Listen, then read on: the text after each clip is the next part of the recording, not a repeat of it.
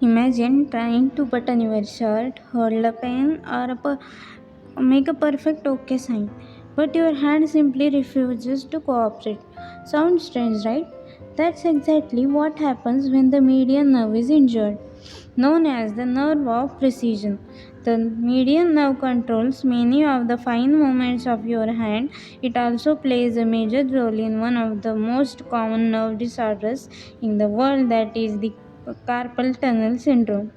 In the next 5 minutes, I will make a median nerve incredibly easy by covering origin, course, branches, muscle supplied, clinical importance, carpal tunnel syndrome, and grab your notebook and master the median nerve. The median nerve is also called median because it runs in the median plane of a forearm and formed by two roots, lateral root and medial root. Lateral root value C5, C6, C7 and medial root is C8 and T1. It's from the lateral cord of the brachial plexus and here medial cord of the brachial plexus. I have also told brachial plexus in previous videos.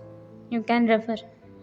Root value of the overall median nerve is ventral rami of C5 to C8 and T1 of the spinal cord whole. Then the course. Remember, while I am teaching a course, you should imagine the course in your hands. First one in axilla, medial root crosses axillary artery, third part, and join lateral root, and the median nerve runs on the lateral side of the axillary artery. And second one in arm, it continues to run on lateral side of the brachial artery till middle arm. Here it crosses in front of brachial artery and passes anterior to elbow joint into cubital fossa. Remember ulnar artery, radial artery, where it crosses from front to back, back to front. Here also same. Remember all the and the cubital fossa medial nerve lies medial to the brachial artery and middlemost content of the cubital fossa. In the cubital fossa, we have mnemonic that MBBR, that M is the middlemost content in the cubital fossa, that is median nerve. It gives three muscular branches to superficial flexor muscles of the forearm, that the three branches to flexor carpi radialis, flexor digitorum superficialis and palmaris longus. And third one is it leaves the fossa by passing between two heads of the pronator teres and enters the forearm. And in the forearm, median nerve enters the forearm and lies in the center of the forearm. It descends through the forearm posterior and adherent to the flexor digitorum superficialis and anterior to flexor digitorum profundus.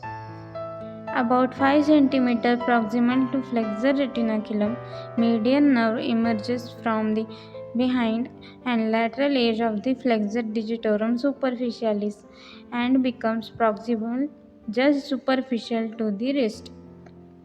Lastly, it plays deep and lateral to the palmaris longus. And here is the flexor retinaculum. It's important point that median nerve lies deep to the flexor retinaculum to enter the palm. In the palm, median nerve lies medial to the muscles of thenar eminence and supplies them. It is also gives cutaneous branches, that lateral 3.5 digits and their nail beds, including skin of distal phalanges on their dorsal aspect. First and second lumbricals also.